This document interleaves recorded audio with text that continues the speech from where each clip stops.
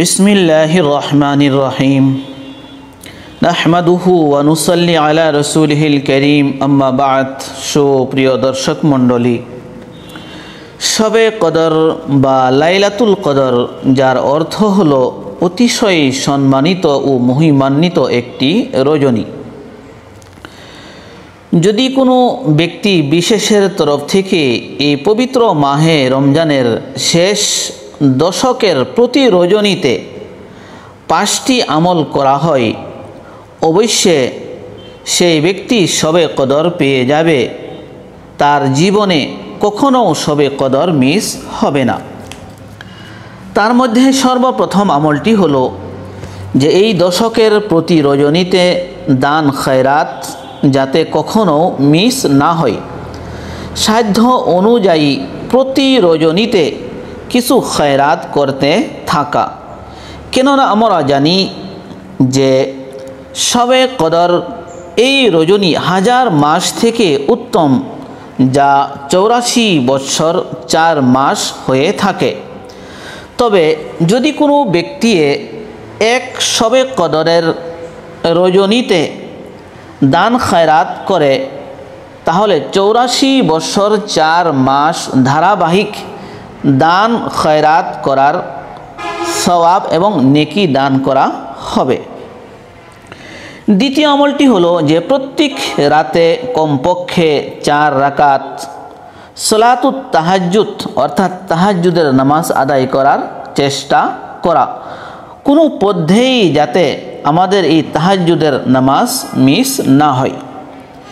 তৃতীয় আমলটি হলো যে প্রত্যেক রজনীতে নবী করিম সাল্লাল্লাহু আলাইহি ওয়াসাল্লামের উপর দুরুদ এবং সালাম পাঠ করা। 20 বার, 30 বার, 50 বার প্রত্যেকে যে নিজ সাধ্য অনুযায়ী যথাসাধ্য বেশি বেশি করে দুরুদ এবং সালাম পাঠ করার চেষ্টা করে। আর চতুর্থ আমলটি হলো যে প্রত্যেক রজনীতে কিছু না কিছু পবিত্র কোরআনে কারীম থেকে তিলাওয়াত করা। প্রত্যেকে যাতে নিজ সাধ্য অনুযায়ী কিছু তিলাওয়াত করার চেষ্টা করে। কেননা আমরা জানি এই রাতেই পবিত্র কোরআনে কারীম নাজিল হয়েছে। আর পবিত্র কোরআনে কারীম হলো এই মাহে রমজানের অন্যতম একটি নিদর্শন। সেই জন্য আমাদের জন্য অতি আবশ্যকীয় যাতে আমরা এই পবিত্র মাহে রমজান, বিশেষ করে লাইলাতুল কদর এই রজনীতে আমরা বেশি বেশি করে পবিত্র কোরআনে কারীমের তিলাওয়াত করার চেষ্টা করি।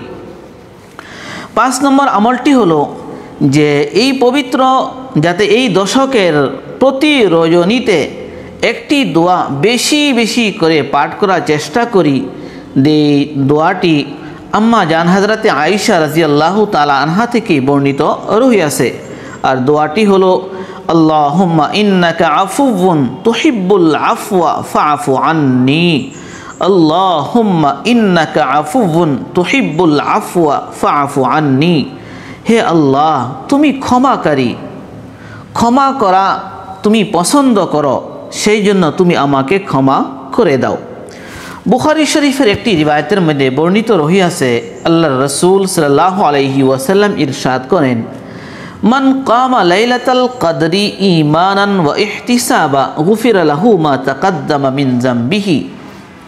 যদি কোনো আল্লাহর বান্দায়ে লাইলাতুল কদরের এই রজনীতে ঈমান এবং সওয়াবের আশায় ইবাদত বন্দেগী করে, আল্লাহ রাব্বুল আলামিন সেই বান্দার জীবনের সকল গুনাহসমূহ মাফ করে দেয়।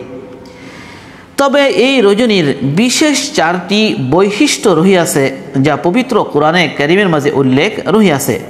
তার মধ্যে সর্বপ্রথম বৈশিষ্ট্য হলো যে এই রজনীতে পবিত্র কোরআনে কারীম অবতীর্ণ হয়েছে। দ্বিতীয় বৈশিষ্ট্য হলো যে এই রাত 1000 মাস থেকে উত্তম, যা 84 বৎসর 4 মাস হয়ে যায়।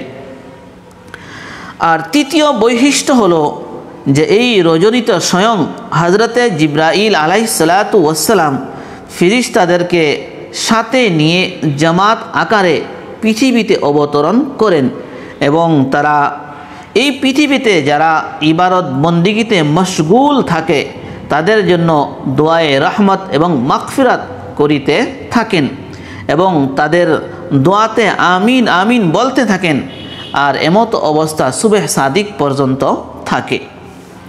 আর চতুর্থ বৈশিষ্ট্য হলো যে এই রজনীতে সুবহ সাদিক পর্যন্ত মহান প্রতিপালক আল্লাহ রাব্বুল আলামিনের তরফ থেকে রহমত, বরকত এবং মাগফিরাতের বৃষ্টি বর্ষণ হতে থাকে। তবে এত বরকতময় মহিমান্বিত রাত হওয়ার পরেও 4 প্রকার মানুষকে এই রজনীতে কখনো মাফ করা হয় না।